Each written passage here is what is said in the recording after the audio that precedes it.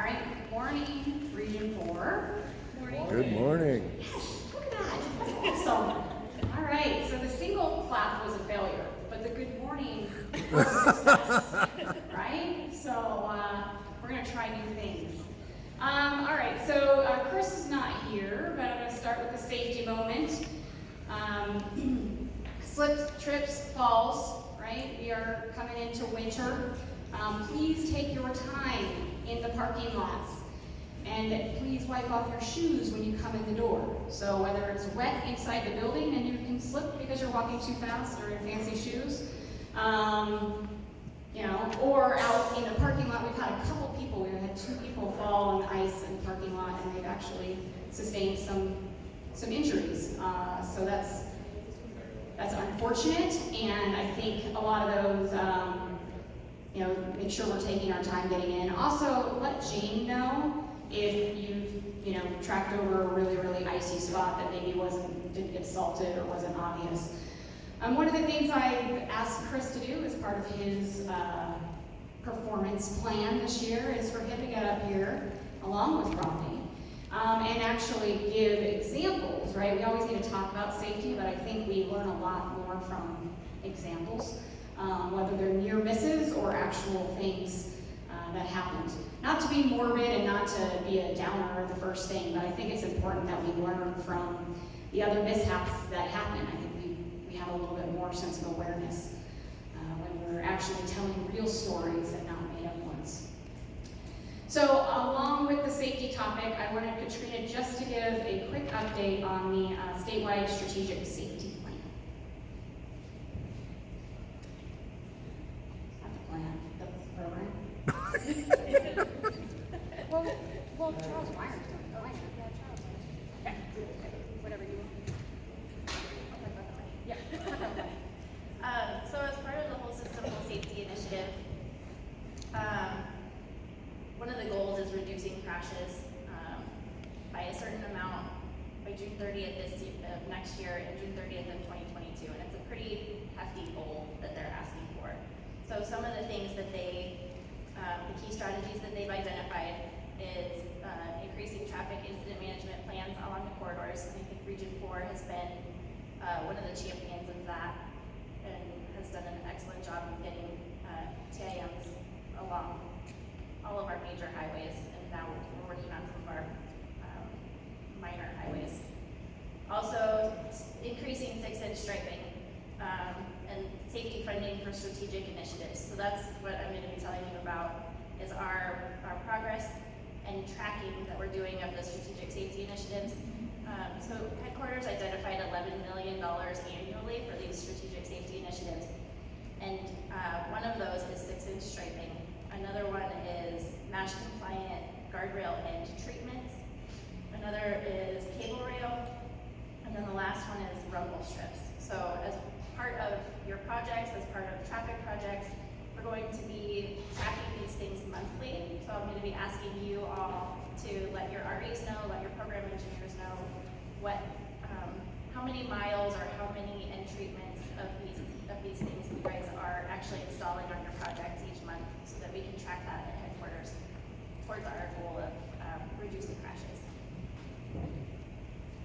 Thank you, Katrina.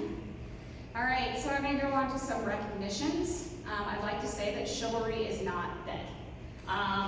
Bruce Barnett, thank you for getting out there in that snowstorm and clearing off all of the ladies' cars.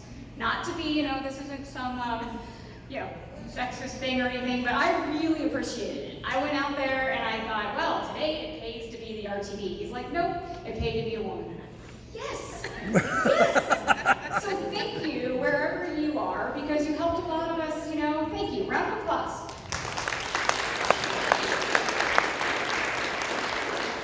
All you other men can take some tips.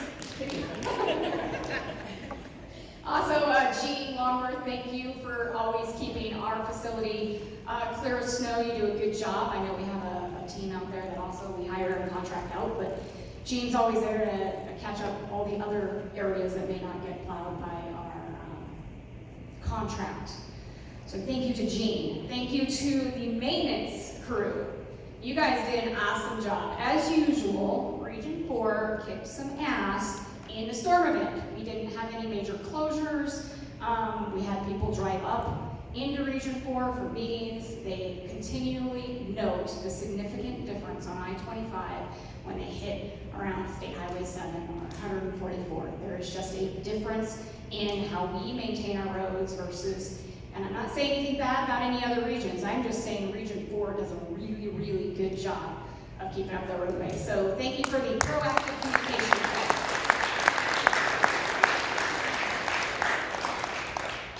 All right, I would like to recognize the right-of-way unit. For, right-of-way is something that we've been doing for I don't know how many years. It used to be on Mylar. I mean, right-of-way is like, there used to be meets and bounds. I mean, this is something that we've done for a long, long time. So to get a team to think outside the box, based on what has been a proven practice and a best way of doing things, they are innovating on I-25. They are changing the way we think about right-of-way lines and are finding ways to move projects and parcels forward quicker, which, given the workload that they have, I think they've got 200 parcels on I-25. I know I've said it numerous times, but that's just I-25. That's not all the other right-of-way parcels they're trying to advance in the region. So I would really like to give the right-of-way team a round of applause for thinking differently about how we draw those right-of-way lines on I-25. All right, I'd also like to thank Tina and Brenda, as well as all the cooks for the chili cook-off, because it was a great success and it was really good. So if you missed the chili, that's too bad, because it was really, really good. So next year, either cook or come eat. I ate, it was delicious. So thank you guys.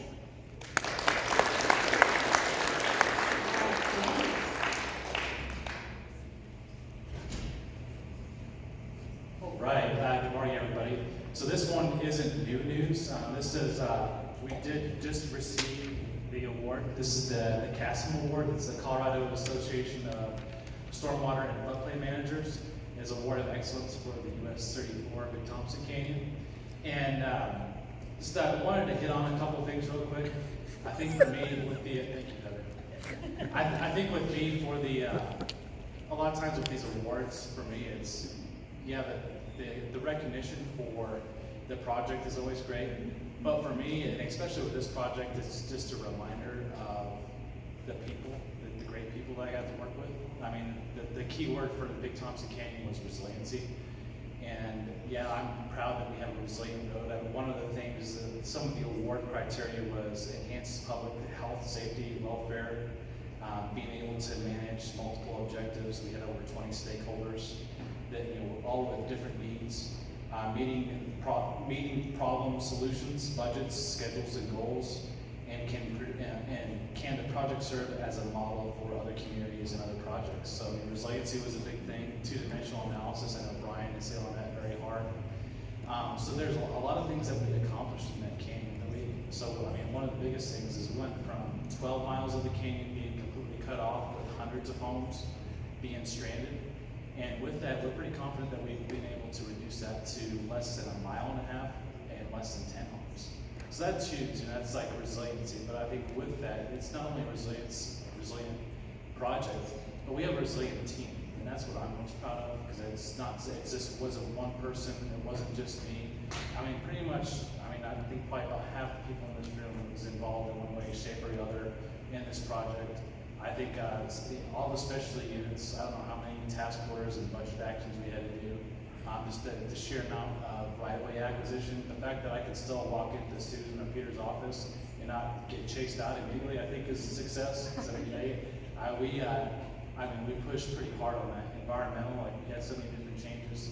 So really, for me, it's the award's great, but for me, it's just a reminder of the amazing people that we have in this region working, and the people that I get to come and work with every day and call my team. I think is the greatest thing. So that's the main thing I wanted to share. Is just mainly just thank you, because I mean, this is it's not just a project. This is these awards that come in. It's recognition to the entire team, because it truly was a team lift to make it happen. So thank you.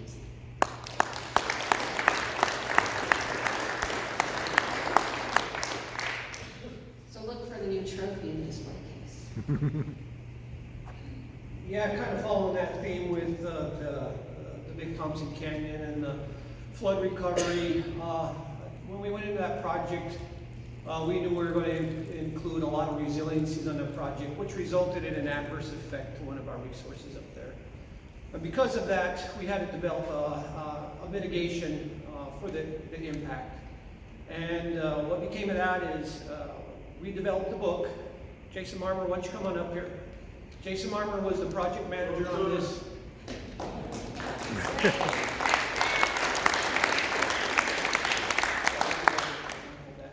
So this is the book that we developed from it. And what the book is, it's a history of the 34 Canyon prior to the 76 flood.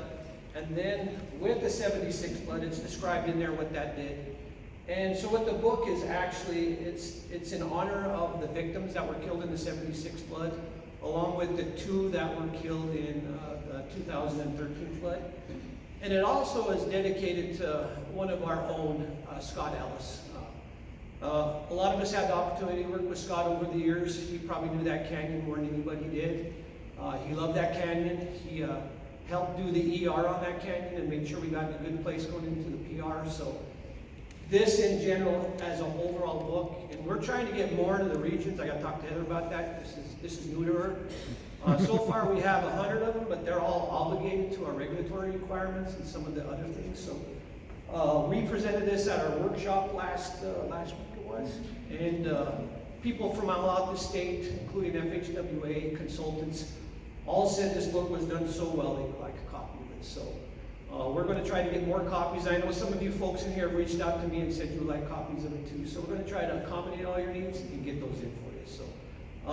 So again, Jason, thank you for all your effort on that. Sometimes you don't hear what they do behind the scenes, but Jason is not only an author, helped author this book, he also has authored several other books too while being here at CDOT. So we are very lucky to have Jason. So thank you all.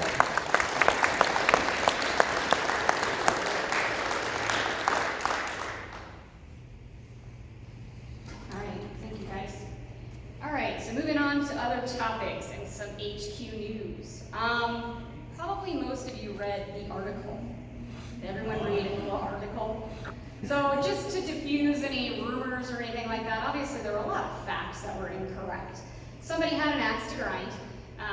It's pretty common for people to have an axe to grind with government. It's pretty common for people to have an axe to grind with anyone that's, elected or comes from a family that, people know. So I just, the article did get a lot of views, but there was a lot of things that were very incorrect. So just to, state some facts, Shoshana's met Michelle Obama once, okay, so there was no special calls.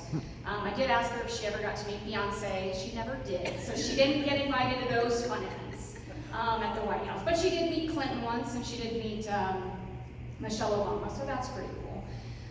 But no, she did not get any favors to get her position. In fact, it was someone from the Trump administration that suggested she go for this position for Colorado. So I think, as government, we're always scrutinized because we are in the public's eyes all the time, right? Our work, whether we're out doing plows or, summer operations or construction projects, we are always in the eye of the public, and people will always scrutinize what we do.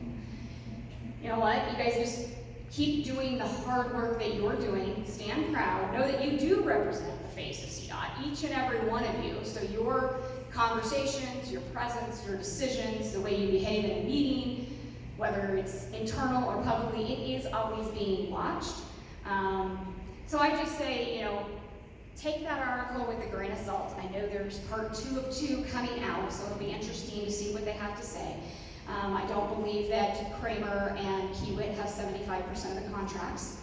That's not a true statement, and if we were really looking at the facts, I think we would see that even though they do have some major projects in Colorado, if you added up all their subcontractors and big prime subcontractors like IHC, SEMA, on I-25, you'd see that on I-25, I think Kramer does about 35% of the work, not 100% of the work. So it's a very misleading article. I just want to let you all know that CDOT is good. It's a good place to work. And, one thing I can say, and it probably probably drives me nuts coming from the private sector to the public sector. But I think what we can stand on is our process. So make sure that if we have a process, and processes are long, sometimes they're arduous and sometimes they drive me nuts. But I think if we are true to our process, we're defensible about any decisions that we make. If we skip processes, that's when it opens up for question. That's when it opens up to, did we have a favorite, or are we, selecting people outside of that process. So I just advise you all, whether you're on a consultant selection team or a CMGC or whatever, whenever we're going out, follow the process, whatever it is, setting EB goals or this or that. Follow the process, then we're defensible, and we're good to go. So just wanted to diffuse any of that. Also wanted to make sure everyone should have gotten an email about the governor's survey. Again, I think I mentioned it once before. Please take 15 minutes, maybe 20, I don't know, I haven't done it yet, but do it. I think it's important that, one, we show that CDOT is well represented, that a lot of us take the survey, and we do end up with action items from the survey. So if only 25% of you actually speak in the survey, then the action items that we're doing only represent 25% of you, and it might just be the ones that are complaining. And so we want to know we're doing well, and we want to know where we can improve. So the more of you that solicit feedback, the better off we are. Just to highlight, we're still in this planning process, your transportation plan. We are trying to get the 10-year pipeline of projects done by March 2020. Still a heavy lift to get there. Still a lot of outreach we need to do with our TPRs and our MPOs and all of our elected officials. So if you see the planners and the engineers sort of running around and soliciting input, that is what we're trying to do. We are trying to come up with a constrained list of projects for the next 10 years. That's a lot of decision making, a lot of work to try to figure out how do we prioritize, especially when we have a lot of rules to follow in our asset management plan. So we're rolling out a 10-year surface treatment plan, a 10-year safety plan, a 10-year bridge plan. Doesn't mean these projects can't change in years 5 through 6, but we got a lot of work to do ahead of us to actually meet this target in March 2020. Near term, we just sort of solidified the Senate Bill 267 list. I think the hope was to align your transportation plan with the Senate Bill 267 list. I think we would find that we would align those two efforts, but we are having to get out in front with the Senate Bill 267. So for Region 4, we've got 3 major capital projects. Shocking, 2 of them are I-25 that are already going. No surprise to anyone here. And the other one is State Highway 119. So we're getting some money for State Highway 119 to advance some intersections and adaptive signals along that corridor, as well as some transit hubs. Maybe not hubs, but parking rides at least. We additionally identified about 8 or 10 rural paving projects. I cannot rattle those off the top of my head, but I strongly suggest if you don't know what they are and you know you're going to have a maybe potential rural paving project in your unit, please get with the land, because those are going to we have to spend 80% of the dollars within 3 years of the year we take out the dollars. That's not confusing at all, but if you're in year 1, you better spend 80% over the next 3 years. And if you're in year 2, you need to spend 80% of those after the next 3 years. So we have some delivery to do. It's additional, it's 88 million additional surface treatment projects over the next 3 years to Region 4. So that's a big win for us. All right, I think that's it on HQ news. Well, maybe not the only thing. So I just wanted to talk a little bit, I don't know if I mentioned this, but Steve Harrelson's our new chief engineer. He sort of outlined 4 goals or 4 legs of the table, I think, as he's talked about. And I will say that really excited to have Steve Harrelson as our new chief engineer. He's excellent. So one of the goals is to be a political liaison. He's already doing that for us. He's already done that for us on State Highway 119. He is the brains, he's that engineer's engineer, but he knows how to manage the politics, but he can speak engineering talk to convince people. So it's not just a matter of people just trying to talk politics. There's actually good facts behind his communication, which is awesome. He wants to work with the public. He also does a really good job of simplifying things and putting it in layman's terms. So, and I think it's important that we know where the public's concerns are and that we address them. Again, like I said, we are the face of the public, so we are always open for scrutiny. So if we're not listening to the public, if we're not responding, like Jared's really good at telling us things that are going to blow up, it is important that we respond to keep that to a minimum. He wants to partner with contractors and consultants. I think this is an important one. Just because he says partner, that does not mean we just bend over, all right? It does not mean that we are going to let them run the show. No, it just means we are a department of 3,300 employees, not 330. 3,300 employees. We have way more work than 3,300 employees can ever get done. So we have to partner with our contractors and consultants. But we need to be part of the team, right? And we need to be just as smart, just as proactive, just as ready to protect those dollars as they want to go earn those dollars, right? So we can have healthy arguments with our contracting industry. It is not a bad thing. That's what Project First is all about. And I think that's a good leg to stand on there. And then he wants to be the premier organization in the state and a place people want to come work. He wants to build that culture of excellence. I can totally get behind that, and I'm going to actually outline a few of my strategies and visions for the region. I haven't formalized it, but I'm trying to get some formalization around my thoughts.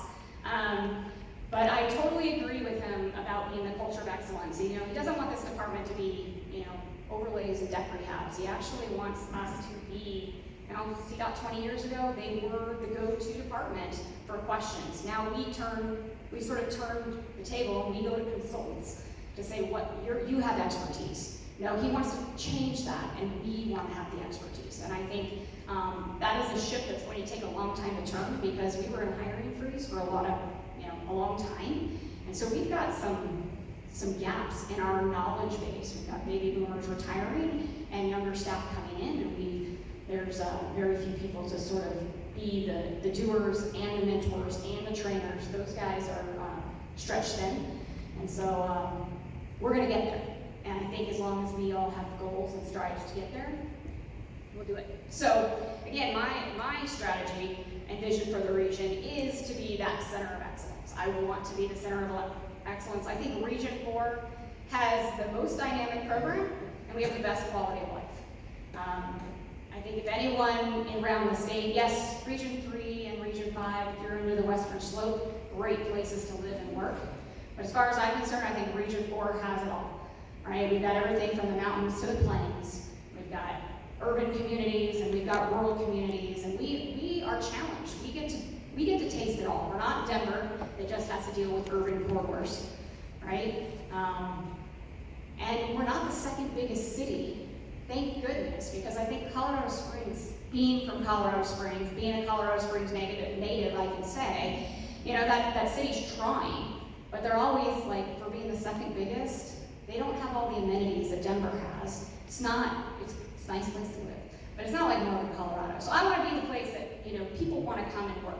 I want to attract talent, and I want to continue to showcase our talent. I think it's important that we recognize all the great people we have around us. We've got some superstars, and there's a reason why Region 4 continues to get recognized at, whether it's state events or national events. Whether we're the top, we seem to be the target that everyone is chasing and trying to catch up to, and I want to stay there. I want to have a strategy and decision making that encompasses maintenance, engineering, and planning. I know we try for this. I know Johnny tried for this. I think we're going to continue to get there. I want to align, right, our projects with maintenance and engineering and how it works in our planning process, right? And that's one of the reasons why I set up the structure the way I did. I did do a small reorg, right, with the central program, adding in the Greeley residency, because I really want the program engineers, south, central, and north, to really focus on more strategic corridors and having a corridor vision. there is a reality that we do not have enough money to touch all of our assets. We just don't. And so how do we make those decisions? And sometimes I feel like it's a shotgun approach. We're just kind of like, all right, well, this is coming next. But did we actually put strategy did we narrow up the scope a little bit and actually plan projects that have the biggest impact, the biggest return on our investment, that impacts the most users, did have the greatest need? And I think those are the kinds of conversations that I want to be having. Those are the kinds of conversations I want to be having with maintenance. You know, some of our roadways, they may just see preventative maintenance from here on out. That might be all they get touched. And we need to be able to have that conversation. Until our funding changes, we need to make sure that we're investing our dollars and our staff on those projects that make the biggest impact. And so that's another reason for setting it up the way I set it up, is that I want an ability to share resources amongst the programs. You know, I know history has shown that, hey, if I'm in a residency, I'm responsible charge of these roadways, and I'm going to be able to continue to find work that are attached to these roadways. That's okay, because we're moving all roadways forward, but are we actually making the largest impact? And so it might be that a residency is actually working on a corridor or a roadway section in another residency. That's okay. And I would much rather be doing that and training our staff than hiring out a consultant, because that one residency is really full, really busy, and the other residency is looking out at FY23 and 24 projects because they've got nothing to do. I'd rather be a little bit smarter about how we pick our projects. Proactive versus reactive. So I want to advance and utilize data and technology in CDOT, that CDOT produces. You know, we produce a lot of data. We've got departments and we've got units all over the place creating data because we need it. But have we pulled it all together to inform us? You know, I want a platform to be able to see all the projects, one view. This is like, since I started CDOT, I still sit in meetings, I sit in plan status, I sit in PP&T, and I'm still overwhelmed by the number of projects that we talk about, and sometimes I'm like, what project are we talking about? And where is that project?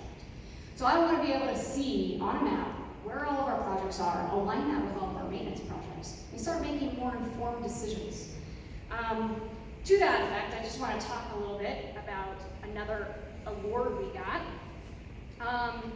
And I thought this is, and I know Brian gets recognized quite a bit, but I thought if no one knew about Tom Clement Better Government Award, Brian Varela got the honorable mention for the Outstanding Innovation Award in 2D hydraulic modeling, so he got a lunch at the governor's mansion. But I wanted to read this about Tom Clement because I think this is very relevant to the discussion, to the goals of Steve Harrelson and to the goals of mine. Tom Clement committed his life to serving the correctional population and spent more than 30 years serving the public in 2 states. As the executive director of the Colorado Department of Corrections, he ensured the safety, security, and humane operations of the state and private correctional institutions. Tom was committed to implementing evidence-based practices to improve public safety and successful outcomes when inmates were released from prison into the community. A true believer in the power of data, he created a public-facing dashboard that the department updated and shared monthly.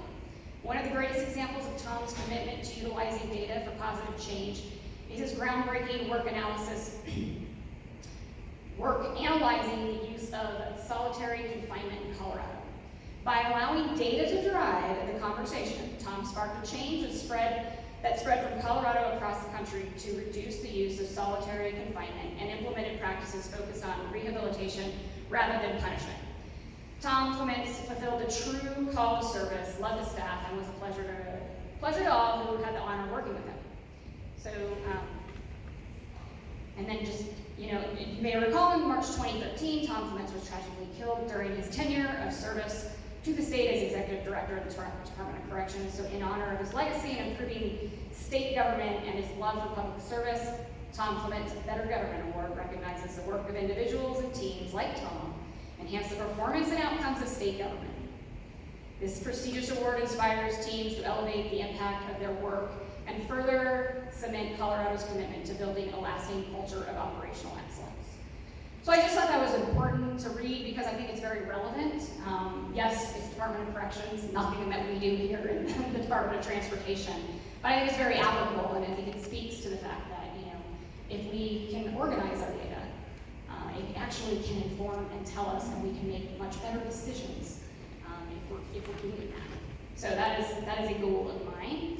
And then obviously I want to grow our people. I want to have a career path and opportunity and provide that platform for learning. I think challenged staff are engaged staff. So if we are not growing our staff and we are not challenging them, we're not giving them a path for excellence and a path for growth and a path for opportunities, we are going to get staff that are less engaged and probably not excited to come to work every day. So that's our people obviously being one of my primary goals. So one of the things I would like to do with that is I would, my hopes is to build sort of a 2-year rotational program for those new, I know maintenance, I think already does this, or at least has something similar to this, so that of course maintenance is out ahead of us. I want a 2-year rotational program for new engineers and techs to see the whole picture of what CDOT does, so we can actually place them. Maybe they want to do traffic, maybe they want to be in planning and environmental, maybe they just want to be out on the grade building a job. I think it's important to find people who are passionate about what they do. It is a lot easier to come to work if you enjoy what you're doing. Like I said, there are crap jobs out there. Every single one of us has them at times, right? We all have crappy things we have to do in our jobs. But there is the other 10% or more that keeps us coming back. It's kind of like golf, right? If you've ever played golf, it's really frustrating. It's a very annoying, frustrating sport. But I'll tell you, you hit one dang good ball, and you're like, well, when am I coming back?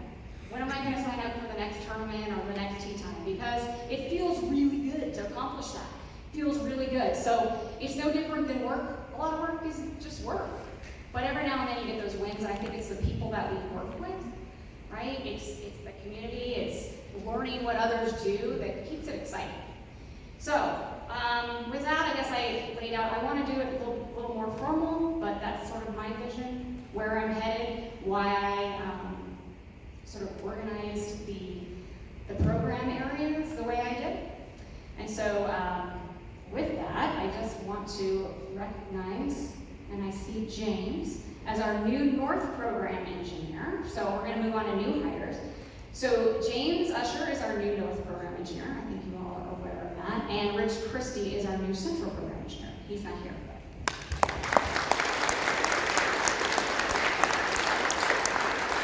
Super excited to have these guys on board. I can tell you it was not an easy decision.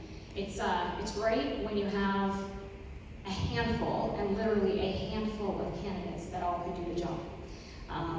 Those are tough decisions, and I can tell you those candidates that did not get the position, their ideas and their knowledge and their value is so instrumental to executing the vision that I've outlined, that these new program engineers are going to need their support. Again, I really appreciate it. It's great. It's a great thing that Region 4 has so much talented staff.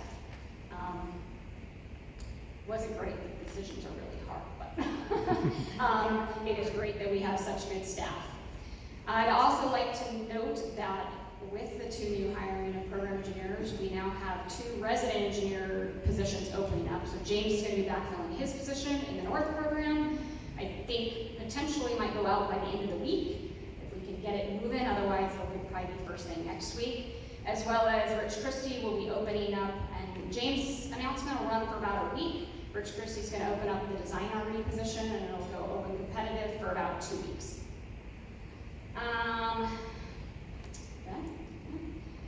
Also wanted to note that Brett Weekland, where is he? His last day is Friday. I know. On November 7th, at the summit from 4:30 to 6 in Windsor, they're going to be celebrating a little going away for him. But I just want to give Brett a round of applause because he has provided CDOT excellent customer service. You're the go-to guy, and we are really going to miss you. And I wish you the best of luck in your endeavors.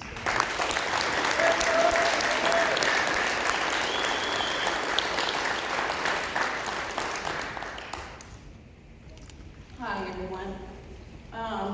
That was really cool, Bruce, what you did, but I'm obviously going to have to point out to you my new car, because I didn't get that job. I didn't get that clean enough job.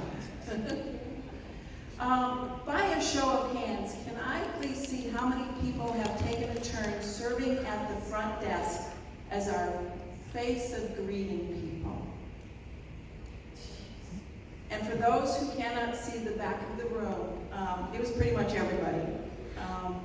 But I want to extend a sincere appreciation to everyone who has stepped up and taken care of our building in that way, and our staff, and helped us through this interim between Kim and the two gentlemen who were serving, helping us out during their period of time before they came back to full-time, Ray being the most recent of those. And then I have the privilege today of thanking the team who helped in the selection process. And again, there were a lot of great candidates. But one stood out. And if she is in the room, I would like to ask if Marlo Archuleta could please come forward. And again, we had quite a few wonderful candidates, and I really, again, echo what Heather said about the selection process, is that you sometimes have to make a choice based on instinct, and Marlo was the one who stood out for us in that regard. And so if you don't mind being put on the spot, if you could tell us just a little bit about yourself. Hello everyone, I'm very glad to be here. They picked me out of all the candidates. A lot of my background is government. I worked with the DA's office, Sheriff's office, and probation. So coming to the state here for Colorado to do CDOT, I'm very excited to learn what you guys do, and I'm so thankful to be here and meet all of you in person.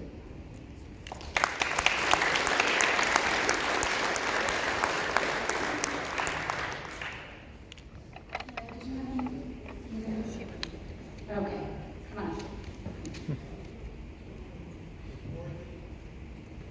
All right, you guys, yesterday we had our RLT meeting, and a lot of times we don't have it so close to the end of the month, but, so I have achievement of the month for the month of October, and it's also always a hard decision, so we take those nominations and then vote on that. So, we had a couple of, a person in the group. So the first is Gary Riggin, and he's, in maintenance in the Paul area, and Gary's been filling in for the LTC ops in that area for several months. And of course, you know, the appreciation, the achievement of the month is something that is up and beyond. And so we felt like Gary has gone up and beyond it within his position. So that's the first one. And then the second is the South program who handled the appreciation lunch. So the South Program Appreciation Lunch Committee. And so I totally went to the South Program PA this morning, put her on the spot and said, give me that list. And she said, oh my goodness, we don't want to leave anyone out. So we're going to put in News for You that list. All of South Program I know had a little bit of a hand, but we will have that list for appreciation, the Appreciation Lunch Committee in October on News for You. So thanks so much, you guys. We're running over, and I apologize. So today's voting day, so if you haven't voted, please vote. Upcoming events, Veterans Day celebration is going to be on the 12th. Brian Schaefer is going to be the guest speaker, and Tim Miles will be our singer. We've got the holiday party coming up. RLT is going to do the meet again, and that'll be December 16th. I think everybody brings potluck items to share, sides, whatever. And then I think you all got the email or the video. But good news on the additional governor's holidays, right? And we've got advance notice, so we can actually plan. And so the intent is this office is closed. The office is closed the day after Thanksgiving. The office is closed Christmas Eve. All right?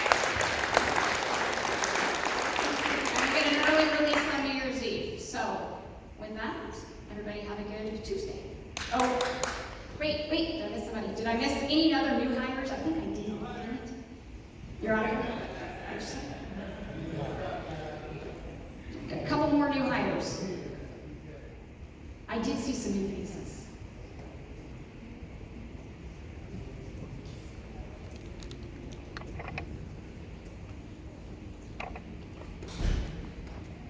Real quick, I want to introduce Dustin Steelman. He's going to be doing utility clearances and utility permits. Not a new face. He was on the traffic operations side of the house as a TM2, but he'll be working over permits and he'll be working on some of your projects here coming up.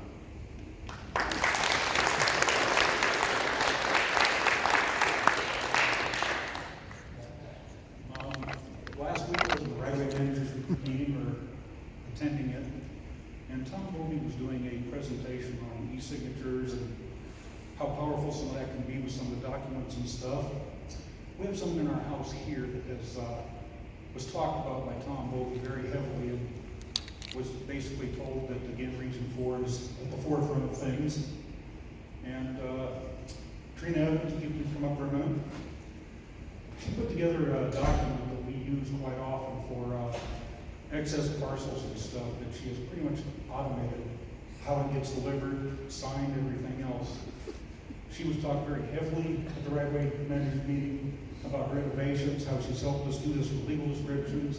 When we had the Transportation Commission paperwork, she automated a lot of that stuff. I would like to present this coin to you, Trina, for your efforts and all your help and how you do this. Thank you.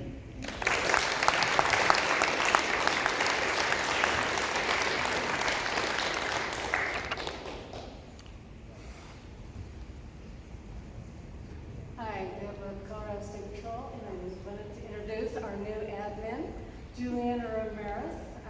I've only waited a little over three years to have her come here, so please welcome her.